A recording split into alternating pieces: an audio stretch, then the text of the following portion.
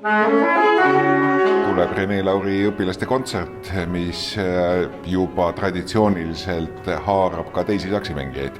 On külas ju Pärnu muusikakooli õpilased Emily Urla juhendamisel ja ka Tartu Saksikoor minu enda juhendamisel. Oleme valinud täiesti eri stiililised asjad. Louis XIV õukonnast pärit lugu hilisemast ajast, üks Tiina Tööneri väga kuulus Disco Inferno, Arturo Marchesi Danzon nr 2, tangode ja ladina muusika Wurfi asi, väga vahva teos.